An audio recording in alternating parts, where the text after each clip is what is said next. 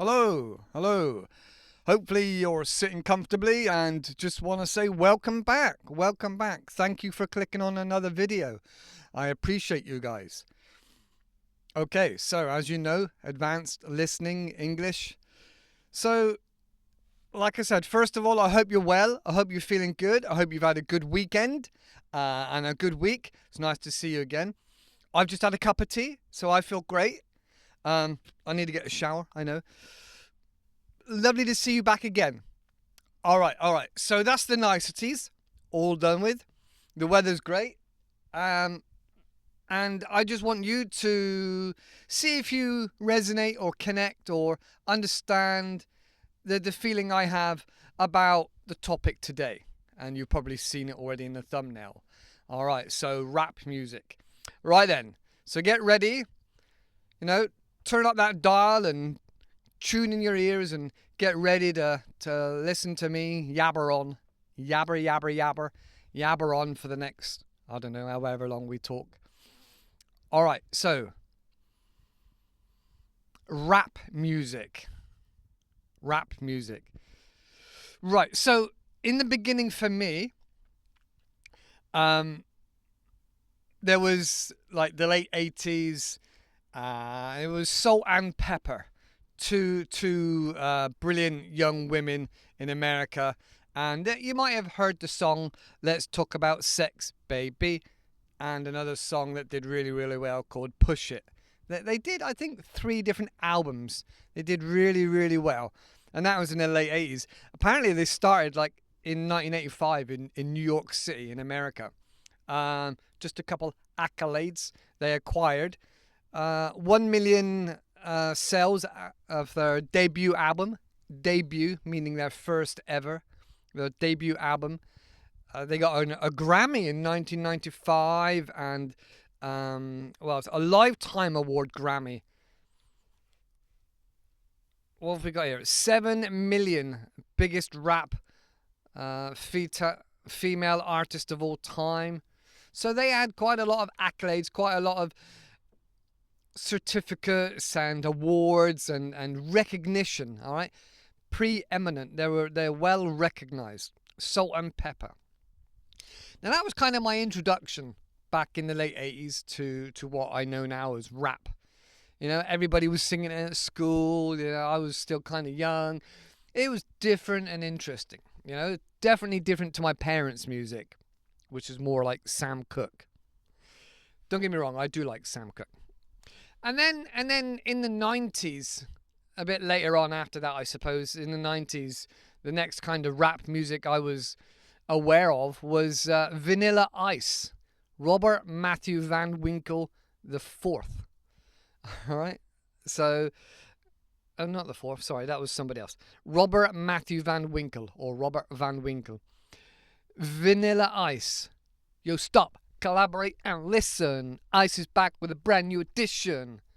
We all used to sing that again in the 90s. Again, a white guy. He did amazingly well, surprisingly. 11 million copies. He also had a relationship with Madonna. He was in the film Teenage Mutant Ninja Turtles 2. But now he's on reality TV and he does a lot of stuff in regards to selling houses and flipping them, like house renovations. So he's managed to keep hold of his celebrity stardom and fame and used it to get into TV. And then from there, he's now made his own TV shows. So that was Vanilla Ice, all right, in the 90s. And then I kind of got into more sort of American rock music and a little bit of English rock music, but mostly American rock music. I was bowled over with Metallica and Guns N' Roses and then Blink 182 and that kind of era. And it wasn't really until, when was it? The early 2000s, when I heard a song with a really nice, apparently now it's called a sample, with a really nice sample. And it starts off with a young woman singing a gentle song, talking about how the rain is on her window. Now, this song was later to be known as Stan, and it was by Eminem or Marshall Mathers. And so this Dido, I think, is like a ballad kind of soft romantic songs. And like I said, she's talking about in her song, she's talking about how her tea has gone cold again, and the rain is hitting her window. And so, and this sample, this part, you get lulled into singing, oh, this is quite nice. And then Eminem starts singing with a completely different tone and speed and everything else. And he's describing about a fan of his that's going through really hard times with his girlfriend, and how he is his biggest fan, and his girlfriend's giving him a hard time, and I think his girlfriend's pregnant, and the guy's going through a lot of mental health issues. And this story kind of unfolds with samples of Dido and her beautiful song dripped in between at stages. So you've really got to pay attention, and it's really clever. The fact that her beautiful soft music is only the sample, breaking up the story of this fan. And the video that goes with it as well is really compelling.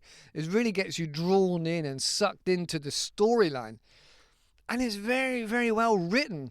And that's not what I expected of a rap video.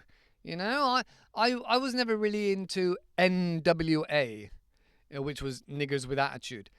And I kind of missed out on that era of Biggie and Tupac and the guns and the shooting and Snoop Dogg. That kind of felt very alien to me. I wasn't really aware of American culture and gangs and the hood and that kind of thing. Being British, that was very, very different from me, and I couldn't resonate with that or understand that. But when Eminem come along and he had it chopped in between this lovely lady singing her song, and the video helped explain visually all this amazing story that this white rapper had made, was wow. It is really, really well written and clever. It's not just spitting at the mic, as they say. There was a lot. He was really articulate and well thought out. So that was my first introduction to Eminem. And he's made a lot of other amazing songs since. And I actually bought 3 of his albums. So I really, really liked it. I didn't want to be him, obviously, but I was able to connect now. Now I understood, and the fact that he was so articulate really helped me have an appreciation for rap music again, in a more adult way. So Eminem was I like Eminem a lot. And also, he's quite a well-rounded character. If you see him on talk shows and things like that, he's actually very intelligent, very clever. He knows how to play the media and things like that. And he's a human being. He comes across as a human being and authentic, which is what we kind of crave these days, because of the screen and this digital era. Authenticity is sometimes difficult to get across to the audience. So hopefully you feel my authenticity and my passion come through to you. Alright, so that was the early 2000s. Moving on a little bit then, so kind of like 2009 up to 2015, I really connected with 21 Pilots. You might have heard their song Stressed Out, where they're on these tricycles riding down the street. And then the album in 2015 was Blurry Face. Tears in My Heart is a good song, and it talks about potholes. And so I'm able to resonate, because he says, I'm cursing the government for not using my taxes to fill the potholes with more cement. And I thought, yes, we're all sick of potholes, and we're all blaming our government. And again, this is just another level where the guys, the 2 guys in it, are really, really well articulate and kind of poetry, because everything's not rhyming. Just the way they write their songs really resonates. because they talk a lot about mental health and about feeling dark and feeling about the past. And there's just so much that I'm able to connect with as a human being and gone through some stuff myself. It's really, really good. I'm and like somebody stole his car radio. That just thinks, oh my goodness, that just seems so authentic and real. The videos help as well, but just the storyline and the fact that the rap goes fast and then it goes slow and then there's quiet bits and then there's some parts where there's no music at all and he's just speaking and you think, oh, this could be a friend, this could be a neighbor, this could be anybody, and then it goes into a whole story and it elaborates and it builds up to a crescendo. It's amazing the architecture and the prowess of these guys' knowledge and understanding of how we connect and feel emotionally to this music. You're on a roller coaster of emotions, up and down, up and down. Oh, before I forget, stay to the end for the word of the day. I did write that in my notes, so I forgot to tell you the word of the day. So yeah, this roller coaster is amazing of real life events that you and I can resonate with, like potholes and the government and stuff on TV and not every song is brilliant, and it's just, yes, that's what I want. I want to connect with reality and truth, and then they tease you with this roller coaster of emotions as well. It's really engaging. And I find myself loving so many of their songs because there's something that I can connect with. All right, moving along. So one more thing for now, just a little bit different. Coming back to this side of the pond, as they say in America. In the UK, there's you've probably heard of Oxford and Cambridge, where there's an Oxford posh boy that's got a degree he's got a BA in archaeology and anthropology. Now this young man is very, very British. He's not pompous, obviously, but he's actually turned it into a stand-up comedy show where he engages with the audience just as a posh boy wearing a suit, and he asks the audience for them to give a subject and a topic, a bit like improvisation, I guess. And so once he gets these things, he articulates it into a real rap, and not just like spitting out those words and only those words. He gives a whole story connecting each one of these words that the people have offered up from the audience. And his name is Chris Turner IV. Chris Turner IV, Oxford comedian, British schoolboy. And he offers a juxtaposition, kind of bipolar opposite on his YouTube. And he's even gone to America. So he's obviously very British looking, very white, very, very opposite to what you would expect a rapper to be. And like I say, when he engages with the audience in his normal English voice, it just doesn't feel like what you expect a rapper to look like or sound like. But when he puts it all together, it's very clear that he really knows how to bring in subjects and topics and speed with his raps. And I find it very, very interesting. He's very, very clever. So that's Chris Turner IV. All right. Like I say, he's touring America and places like that. I would say he's linguistically a professional wordsmith. Look him up if you get time. Chris Turner IV. All right, moving on now to the future. You see what I did there? Beginning, middle, and beginning, middle, future. Yeah. All right. Music is like fashion in cycles. So there's kind of like the 80s music and the 80s fashion. I've kind of come around back again, and it's going around in circles. There's a bit of grunge coming back in now into not just the fashion, but into the music. In well, our modern day music, but with a 90s feel of grunge. It's not exactly the same. It just keeps moving forward, but with um, a regurgitating of old interests and sounds and trends, right? Regurgitating again and again. All right. As the industry is very corporate, it's very corporate and very processed, and it feels like there's just big corporations and contracts and music. What are they called? Not agencies. Well, back in the day, there's just big music corporations like EMI and things like that would really dictate what is selling and what isn't selling depending on the audience, and they would make and manipulate the singers and the artists conform to what's selling, and they would spit it out like a music mill, if you prefer, where you'd get the people in, they would get famous because they had a couple of hits, and then they would be kind of made and manipulated into making more and more music that sounds very much the same. So there'll be a surge in the next 5 years. What we've got here, I'm just looking down at my notes.